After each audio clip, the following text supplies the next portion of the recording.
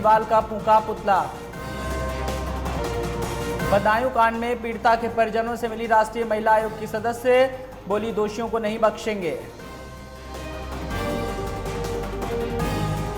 कानपुर में सजेती पुलिस को बड़ी सफलता, बिकरू कांड का अंतिम आरोपी 50,000 का इनामी विपुल दुबे गिरफ्तार, घटना के बाद से अब तक था फरार।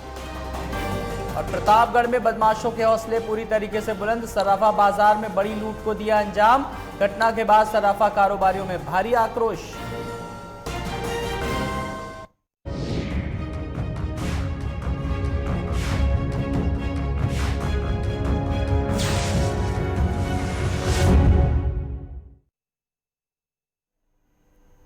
नमस्कार, मैं हूं आपके साथ आलोक। बिजनौर से इस वक्त बड़ी खबर आ रही, जहां पर दिन दहाड़े फायरिंग से मची अफरा तफरी। बाइक सवार अज्ञात गुंडों ने फायरिंग की और गोली लगने से एक की हालत गंभीर बताई जा रही है, जिनको मेरठ रेफर किया गया है। तो बिजनौर के इंदिरा पार्क का यह मामला है। बड़ी खबर हम बात कर रहे हैं, लगातार जिस तरीके से दिन दहाड़े फायरिंग से अफरा तफरी मची है, और इस पूरी कवायद के बीच आपको बता दें कि बाइक सवार अज्ञात गुंडों ने की फायरिंग। हालांकि इसमें कुछ लोग घायल भी हुए हैं। घायलों को फिलहाल मेरठ रेफर किया गया है, जहां पर इलाज चल रहा है। तो बिजनौर के इंदिरा पार्क इलाके का यह मामला सामने आया है।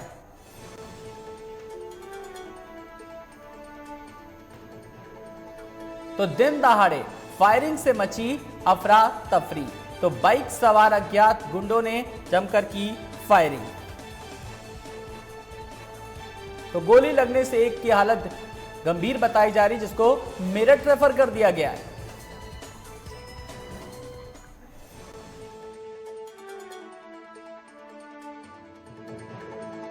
महेंद्र हमारे संवाददाता जुड़ गए। महेंद्र, क्या कुछ जानकारी मिल गई? दिन दहाड़े फायरिंग से जाहिर सी बात अफरा तफरी मची, अभी क्या स्थिति है? महेंद्र, आप मुझे सुन पा रहे हैं? महेंद्र, अगर आपको मेरी आवाज मिल रही है तो बिजनौर के इंदिरा पार्क का जो इलाके में जो घटना घटित हुई है, क्या मामला है?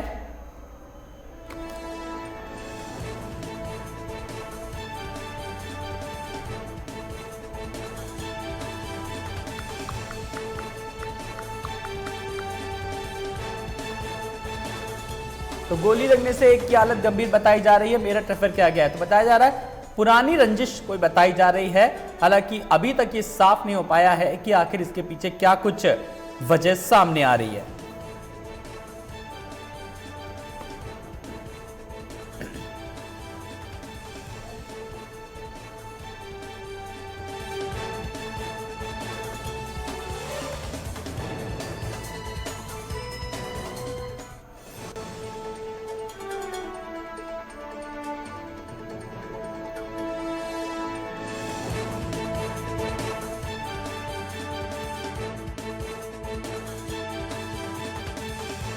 हमारे साथ हमारे संवाददाता जुड़ गए। महेंद्र, बाइक सवार अज्ञात गुंडों ने फायरिंग की, क्या कुछ अब तक जानकारी मिल पा रही है?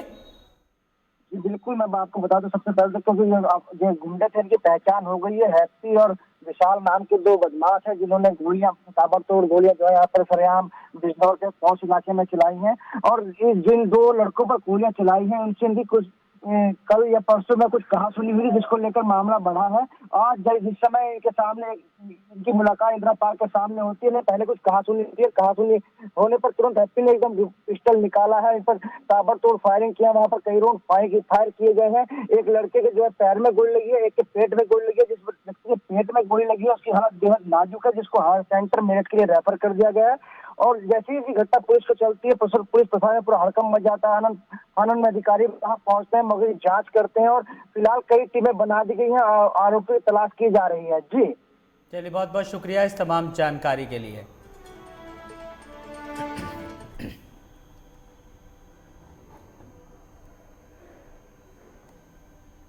आगे बढ़ेंगे। हाल ही में लखनऊ के विकास नगर थाना क्षेत्र में सर्राफा व्यापारी को गोली मारने के मामले में पुलिस ने मोहनलालगंज के प्रॉपर्टी डीलर अष्टभुजा पाठक को आरोपी बनाकर जेल भेज दिया, और लखनऊ पुलिस के खुलासा करते हुए कहा था कि अष्टभुजा पाठक ने संपत्ति विवाद में सर्राफा व्यापारियों केसरवानी को गोली मरवाई थी और लखनऊ पुलिस ने खुलासा करते हुए कहा था कि इस घटना को शूटरों द्वारा अष्टभुजा पाठक ने अंजाम दिलाया था। पर घटना को लगभग 1 महीने हो गए और शूटरों का अभी तक कुछ भी पता नहीं चल पाया। फिलहाल इस पूरे मामले में आरोपित अष्टभुजा पाठक जेल से बाहर आ गए और उन्होंने लखनऊ पुलिस के ऊपर गंभीर आरोप लगाए। पाठक का कहना है कि सर्राफा व्यापारी केसरवानी से काफी समय से जमीनी विवाद चल रहा था, जिसको लेकर सर्राफा व्यापारी केसरवानी ने साजिश रची और अपने ऊपर खुद गोली चलवाकर अष्टभुजा पाठक को फंसा दिया गया। फिलहाल लखनऊ पुलिस ने खुलासा करते हुए पाठक की गिरफ्तारी उतरेटिया पुल के पास से दिखाई। पाठक का कहना है कि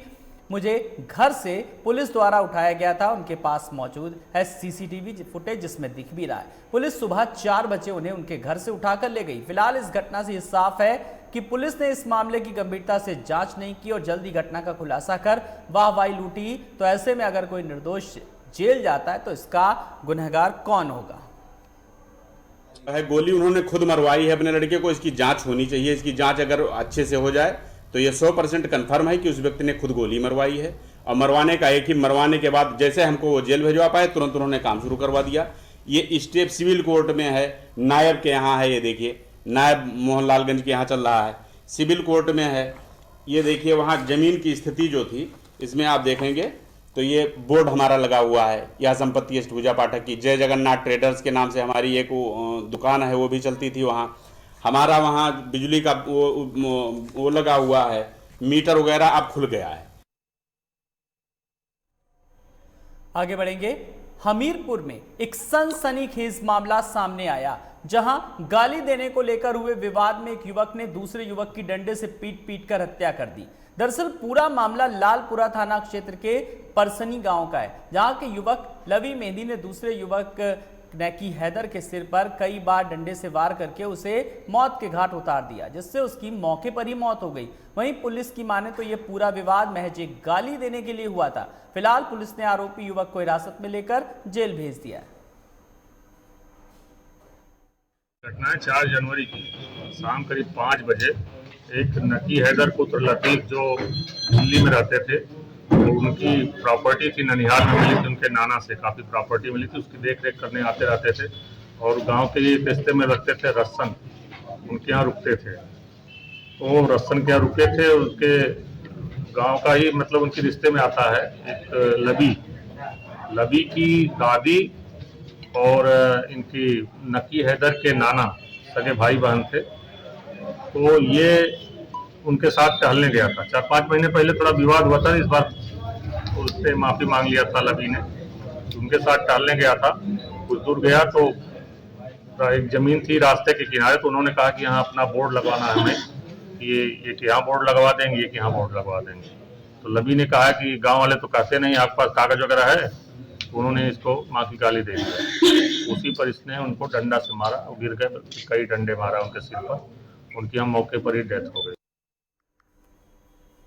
आगे बढ़ेंगे। उन्नाव में बेखौफ बदमाशों ने महिला पर धारदार हथियार से हमला करके मौत के घाट उतार दिया। वहीं जब महिला के बचाने से उसकी मां पहुंची तो बदमाशों ने उन पर भी हमला कर दिया, जिससे वो गंभीर रूप से घायल हो गई। वहीं आरोपी मौके से फरार हो गए। दरअसल पूरा मामला हसनगंज थाना क्षेत्र के लालपुर का है, जहां बदमाशों ने धारदार हथियार से हमला कर एक महिला की हत्या कर दी। वहीं इस दौरान उसकी मां भी गंभीर रूप से घायल हो गई। महिला की मौत से घर में कोहराम मच गया। ग्रामीणों की सूचना पर पहुंची पुलिस ने घायल को इलाज के लिए अस्पताल में भर्ती कराया। वहीं मृतका के शव को कब्जे में लेकर पोस्टमार्टम के लिए भेज दिया। अपर पुलिस अधीक्षक ने बताया कि मामले में टीम गठित कर जांच कराई जा रही है। जो भी दोषी होंगे उन्हें जेल भेजा जाएगा। कल रात्रि 11 बजे थाना हसनगंज क्षेत्र के लालपुर गांव में महिलाओं से मारपीट की सूचना पर पुलिस तत्काल वहां पर मौके पहुंची और वहां से घायल महिलाओं को 2 महिलाओं को लेकर बेहतर इलाज के लिए ट्रॉमा सेंटर भेजा गया, जहां इलाज के दौरान राम दुलारी पत्नी बाबूलाल उम्र लगभग 40 साल की मृत्यु हो गई है। घटना के संबंध में अज्ञात व्यक्ति के विरुद्ध हत्या की तहरीर प्राप्त हुई है। कानपुर देहात की बात करेंगे, जहां मामूली विवाद को लेकर कई लोगों ने एक युवक पर जमकर लाठियां भांजी, जिसका वीडियो सोशल मीडिया पर तेजी से वायरल हो रहा है। बता दें कि मामला कानपुर देहात की अकबरपुर कस्बे का है, जहां कस्बे में रहने वाले दो युवकों में मामूली विवाद हो गया था, लेकिन कुछ देर बाद ही मामूली विवाद बड़े विवाद में बदल गया, जिसके चलते दर्जनों लोगों ने युवक पर जमकर लाठियां बरसा दी। विवाद की सूचना पर मौके से पहुंची पुलिस ने हमलावर लोगों के खिलाफ कार्रवाई की, जिससे पुलिस ने 3 लोगों को गिरफ्तार किया।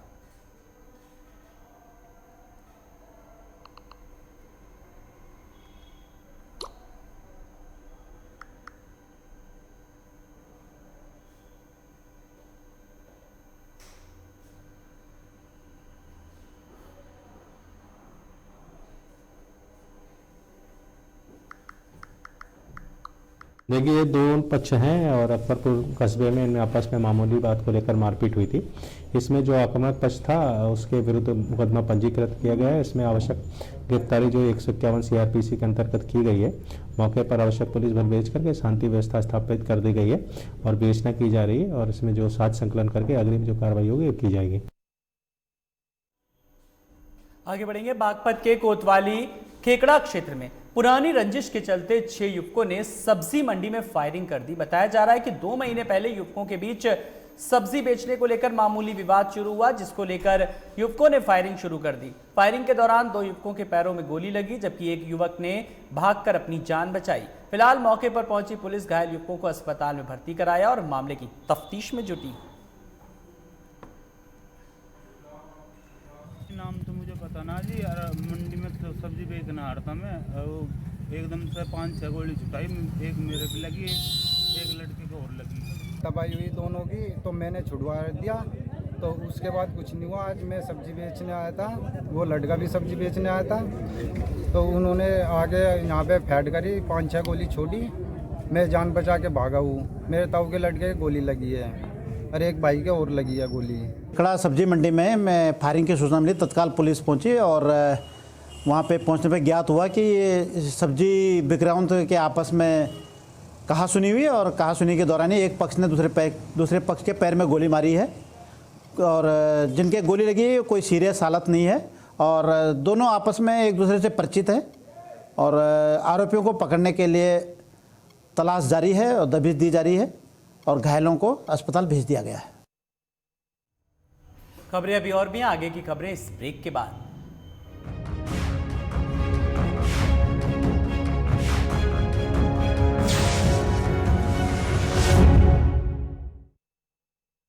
अरे भैया, तुम्हें कब से क्या? लोग ऐसी गंभीर समस्या को हंसी मजाक में उड़ाते। खास जड़ी बूटियों से बना पेट सफा आयुर्वेदिक चूर्ण आज ही ले आए। पेट सफा पहली रात से ही असर दिखाता है और इसकी आदत भी नहीं पड़ती।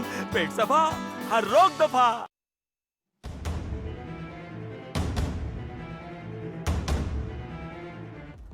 सत्ता के गलियारे की हर खबर या हो सरकार से जुड़ी हर बात, राजनीति के तीखे हमले हो या हो राजकाज की हर चाल, जमीन से जुड़े मुद्दे हो या फिर पलायन की बात, उत्तराखंड में 30 से ज्यादा अनुभवी रिपोर्टर्स जो मैदान से लेकर पहाड़ों तक उठाएंगे मुद्दे की आवाज।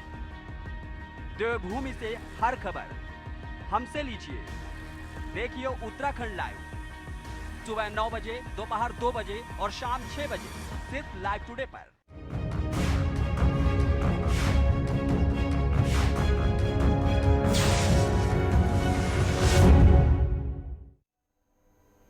स्वागत है ब्रेक के बाद। बलिया में बीती रात NH 31 पर हुए दर्दनाक सड़क हादसे में एक युवक की मौत से गुस्साए ग्रामीणों और पुलिस के बीच जमकर बवाल हुआ। इस दौरान 5 पुलिसकर्मी सहित कई ग्रामीण घायल हो गए। दरअसल पूरा मामला दुबर थाना के 82 चट्टी के पास NH 31 का है, जहां देर रात एक्सीडेंट में 25 वर्षीय एक युवक की मौत हो गई। वहीं घटना से नाराज ग्रामीणों ने हाईवे पर शव रखकर जाम लगा दिया। मौके पर पहुंची पुलिस और अधिकारियों की ग्रामीणों के साथ झड़प भी हो गई। इस दौरान ग्रामीणों ने पथराव शुरू कर दिया, जिसके बाद बवाल बढ़ गया। फिलहाल पुलिस ने 35 नामजद सहित कई अज्ञातों के खिलाफ मुकदमा दर्ज कर लिया। पहला गेट, दूसरा बहू को जब रूम तोड़ने लगे तो हम इतना बेड पर चढ़कर बोल दिए कि वो बहू का रूम है, वो तोड़िए मत, नहीं तो हम ठिकाना लगा देंगे। इतना हम कहे हैं उनसे। पर और मैं सारे घर का कुर्सी तोड़ने लगे, मेज तोड़ने लगे, खिड़की तोड़ने लगे, हाँ इन्वर्टर के तार भी तोड़ दिए, सब अंधेरा हो गया। उसका हिम्मत कितना है बात करने की भी। डकैती तो हुआ नहीं है, किसी को मर्डर तो हम लोग किए नहीं है, तुम क्यों इसी बदतमीजी किए घर में, बार बार 2 बार आ गए, क्यों 2 बजे रात को तुम आए तो अपने लेडीज महिलाएं लेकर आए, नहीं तो पहले पूछिए कि किस कारण से आए हैं, क्या बातें, किसको खोजते हैं, तो आकर कुछ तुरंत फड़ंग करने लगे। 1 बजे की बात है, बहुत ज्यादा शोर हो रहा था, सब ऐसा लग रहा था कि पटाखे छूट रहे हैं और बहुत ज्यादा ईंट वगैरह देख रहे हैं, पूरा फैला हुआ है, सब गिर रहा था बहुत ज्यादा। कुछ लोग आए और हम लोग की 2 बाइक थी यहाँ पर, लगे सब पीटने और सब लोग तोड़ने इसको। एक लड़का घायल हुआ, मर गया था, उसी में वो लोग आए थे। कौन लोग?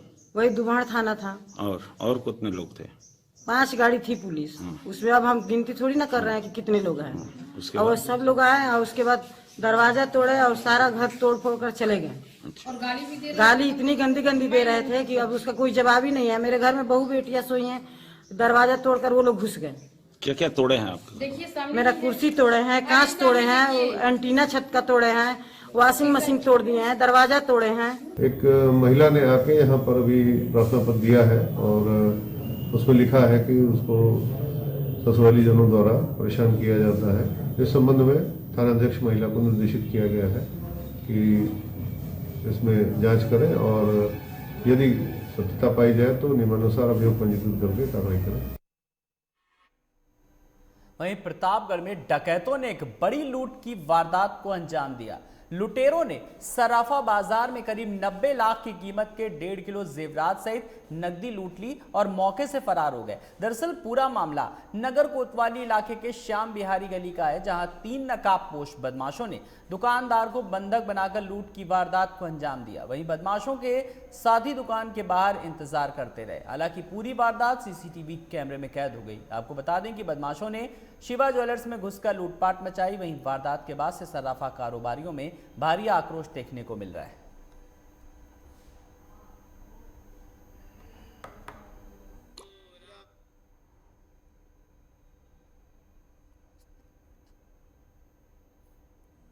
मनोज त्रिपाठी हमारे संवाददाता जुड़ गए। मनोज, सराफा बाजार में लाखों की लूट का खुलासा हुआ है, क्या कुछ चीजें अब तक सामने आ पाई हैं? अभी तक फिलहाल पुलिस जांच करने में जुटी हुई है और संदिग्धों को उठाकर पूछताछ करने में जुटी हुई है।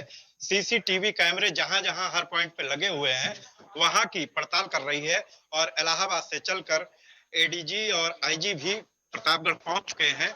यहाँ पे आप देख सकते हैं कि ये दुकान है शिवा ज्वेलर्स की, जहाँ पे सुबह 9 बजे लूट की बड़ी वारदात को अंजाम दिया गया है। यहाँ के व्यापारियों का साफ कहना है कि ऐतिहासिक घटना है, इससे पहले इस तरह की कोई वारदात यहाँ पे नहीं हुई थी। लेकिन लॉकडाउन की मार झेल रहे व्यापारियों की ये दोहरी मार साबित हो रही है, जिसके चलते व्यापारियों में जबरदस्त आक्रोश है। लोगों ने मार्केट बंद कर दी है और हाईवे पर जाम लगाकर नारेबाजी की थी पुलिस और प्रशासन के खिलाफ। बता दें कि महेंद्र सिंह जो सूबे के मंत्री हैं, कैबिनेट मंत्री, वो भी प्रतापगढ़ में थे और पूरा प्रशासनिक अमला, पुलिस का अमला उन्हीं की अगवानी में व्यस्त था जिस वक्त ये वारदात हुई। चलिए, बहुत बहुत शुक्रिया मनोज इस तमाम जानकारी के लिए। तो मनोज हमारे साथ जुड़े थे, हमारे संवाददाता बता रहे थे कि जो सराफा बाजार में लाखों की जो लूट हुई है, क्या कुछ घटनाक्रम रहा। सीसीटीवी फुटेज के आधार पर पुलिस और भी आरोपियों को ढूंढने की जुगत में है। जालौन में झांसी कानपुर नेशनल हाईवे पर एक ट्रक में आग लग गई। देखते ही देखते ट्रक पूरी तरीके से जलकर राख हो गई। आपको बता दें, यह हादसा उस वक्त हुआ जब ट्रक खदान से बालू भरकर कानपुर की ओर जा रहा था और कोहरे के कारण ट्रक का पहिया डिवाइडर से टकरा गया, जिससे टायर फट गया और ट्रक में भीषण आग लग गई। आग से हाईवे पर अफरा तफरी मच गई। वहीं सूचना मिलते ही दमकल कर्मी पुलिस के साथ मौके पर पहुंचे और कड़ी मशक्कत के बाद आग पर काबू पाया।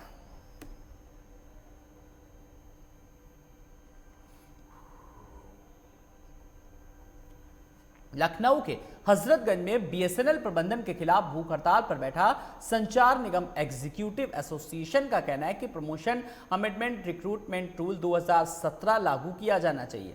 वहीं उक्त पॉलिसी बीएसएनएल बोर्ड ने साल 2017 में अनुमोदित हुई थी, लेकिन अभी तक इसे लागू नहीं किया। इस मौके पर रवि प्रताप सिंह जिला सचिव परिमंडल कार्यालय लखनऊ, अरुण शाह जिला सचिव लखनऊ, पीयूष वर्मा जिला सचिव लखनऊ मोबाइल, रियाज अहमद जिला सचिव फैजाबाद सहित संचार निगम एसोसिएशन के अन्य अधिकारीगण भी मौजूद रहे। तो आप लोगों को बहुत धन्यवाद। हम लोगों की जो स्ट्राइक है वो दिल्ली की कॉल पे लेकर के हम लोगों ने किया है अभी कुछ ही माह पूर्व जनवरी 2020 में हम लोगों के यहाँ एक पैकेज आया था जिसमें VRS पैकेज था, प्लस उसमें 5 चीज़ों के लिए हमारे सरकार ने बोला था कि 5 चीज़ें आपको देंगे।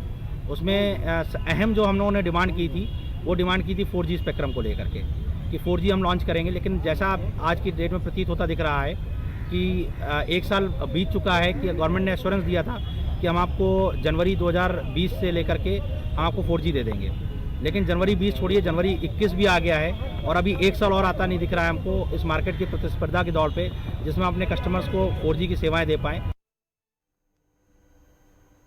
वहीं लखनऊ में अपना घर बनाने वालों के लिए एक अच्छी खबर है। नगर निगम अब 2 मल्टी स्टोरी योजनाएं लाने जा रहा है। दोनों योजनाओं में करीब 1000 फ्लैट बनाए जाएंगे और 10 दिन में पंजीकरण भी शुरू हो जाएगा। नगर निगम प्रशासन ने दावा किया है कि उसके फ्लैट LDO और आवास विकास परिषद से करीब 15 से 20% तक सस्ते होंगे। योजनाओं में एक पारा की प्रधानमंत्री आवास योजना है और दूसरी रायबरेली रोड किनारे ओमेक्स सिटी के पास स्ववित्त घोषित योजना। स्ववित्त घोषित योजना में 15 से 80 लाख तक के फ्लैट अलग अलग वर्ग के लिए होंगे। नगर निगम का दावा है कि उसके फ्लैट LDA व आवास विकास परिषद से कम कीमत के होंगे। ऐसे में जानकार उम्मीद लगा रहे हैं कि निगम के फ्लैट की कीमत 3000 रुपये प्रति वर्ग फीट के आसपास रहेगी, जबकि LDA व आवास विकास परिषद के फ्लैटों की कीमत करीब 4000 रुपये प्रति फीट है। आवासीय फ्लैट्स बना रहे हैं, उसके लिए क्या स्थिति है और कहाँ बनाए जाएंगे और किस तरीके से आम जनमानस को इसका फायदा मिलेगा? देखिए, औरंगाबाद खालसा स्थित ये टाउनशिप है, इसके बगल में ओमेक्स सिटी भी बना हुआ है। यहाँ पे लगभग 700 अपार्टमेंट्स बनाए जाने हैं और ये अलग अलग श्रेणियों में बनाए जाएंगे। इसमें economically weaker section, low income group से लेकर हाई इनकम ग्रुप तक हैं। इनके अलग अलग जो है रेट्स रहेंगे। शीघ्र ही जो है इस पर जो है निर्माण कार्य प्रारंभ होने वाला। हमारे साथ मौजूद हैं इस समय लखनऊ के नगर आयुक्त अजय कुमार द्विवेदी जी। आइए करते हैं इनसे कुछ खास बात। अजय जी, आपका स्वागत है लाइव टुडे पे। नमस्कार, थैंक यू सर। मेरे आपसे सिर्फ 3 सवाल हैं। सबसे पहला सवाल ये कि लखनऊ में इस समय कूड़े की समस्या बहुत अत्यधिक बढ़ती चली जा रही है। आप उस पर काफ़ी काम भी कर रहे हैं, लेकिन क्या हम कुछ उसको निस्तारण की तरफ ले जा पा रहे हैं?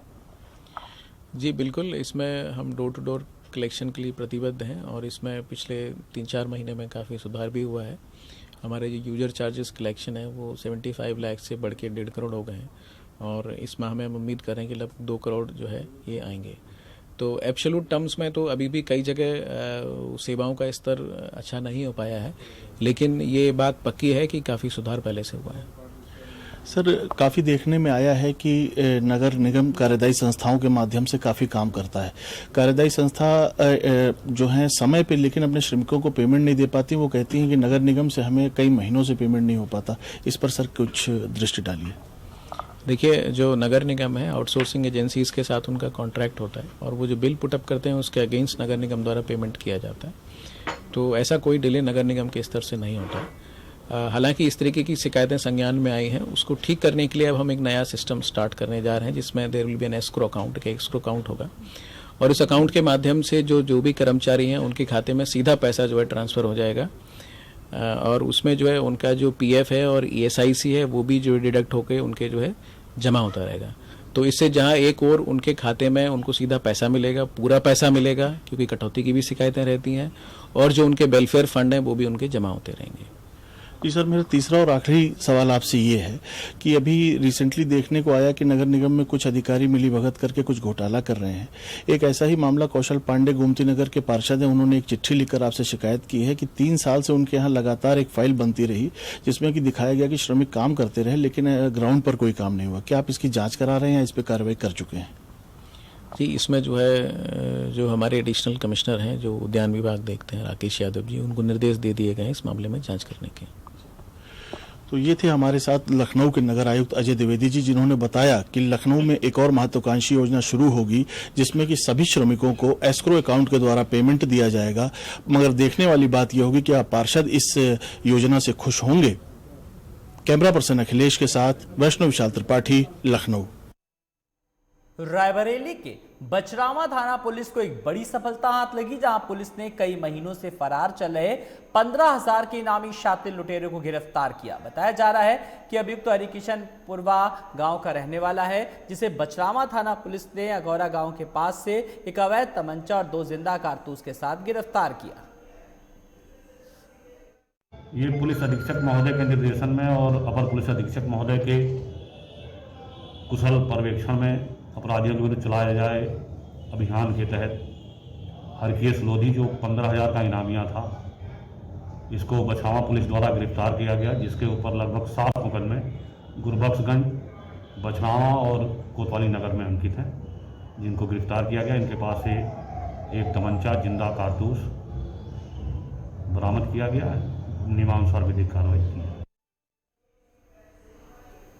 वहीं उत्तर प्रदेश की योगी सरकार ने 6 जनवरी से 21 जनवरी तक किसान कल्याण योजना की शुरुआत की। इस योजना के तहत प्रदेश के हर जिले में सरकार के प्रतिनिधि जाएंगे और किसानों को कृषि बिल की विशेषताएं और योजनाओं के बारे में जानकारी देंगे। तो वहीं योगी सरकार की इस पहल को लेकर विपक्षी पार्टियां हमलावर हो गई हैं। विपक्ष के नेताओं ने इस योजना को किसान विरोधी योजना बताया। समाजवादी पार्टी के प्रयागराज जिला अध्यक्ष योगेश यादव का कहना है कि सरकार किसानों को बेवकूफ़ बना रही है। अभी तक किसानों के 96% धान यूं ही पड़े हुए हैं, जबकि सरकार केवल 4% की खरीदारी कर रही है। वहीं कांग्रेस और आम आदमी पार्टी ने भी जमकर हमला बोला। सीधे किसानों को और तमाम हमारी देश की जनता को, प्रदेश की जनता को गुमराह करने की साजिश है। कृषि कानून अगर ये किसानों के अगर हितैषी हैं तो सर्वप्रथम इनको सीधे सीधे जो कृषि काला कानून है उसको सीधे सीधे न प्रदेश में लागू करें न केंद्र में लागू करें, उसको तत्काल प्रभाव से हटाएं। दूसरी चीज, अगर ये किसान के हितैषी हैं तो क्रय केंद्रों पे धान की खरीद क्यों नहीं हो रही है? ये किसान विरोधी सरकार है। कांग्रेस की सरकार जो थी वो किसान के समर्थन की सरकार थी। हमने 72,000 करोड़ रुपया किसानों का माफ कर दिया और ये आ रहे हैं सारे किसानों की जमीन लेने। आज जो ये कल्याण योजना ये लेके आए हैं, वो इसलिए नहीं लेके आए हैं, वो इसलिए लेके आए हैं कि किसी तरह इस देश का सारा किसान इनके चुंगल में फंस जाए और इस देश के सारे किसानों की जमीनें जो हैं वो अडानी और अंबानी के नाम में लिख जाए और हमारा देश का किसान वो कटोरा लेके सड़क के ऊपर भीख मांगे। अपनी नई योजना बता रहे हैं, किसानों का कल्याण करने आ रहे हैं। आपने इसके पहले किसानों का 1 रुपए का कर्जा माफ किया, आपने 10 पैसे का कर्जा माफ किया, आपने उत्तर प्रदेश के किसानों के साथ क्रूर मजाक करने का काम किया। अब आप कल्याण करने की बात कर रहे हैं। अब ये नया कौन सा कल्याण करेंगे आप? क्या मानते हैं आप, ये बेवकूफ बना रही है? ये बेवकूफ बनाने की योजना है उत्तर प्रदेश सरकार की। और भारतीय जनता पार्टी जब जब भी उत्तर प्रदेश की सत्ता में आई है, जब भी आई है, इसके पहले कल्याण सिंह ने भी यही काम किया है और उत्तर प्रदेश में योगी सरकार भी यही काम कर रही है। तो इन्हीं खबरों के साथ इस बुलेटिन में इतना ही। नमस्कार।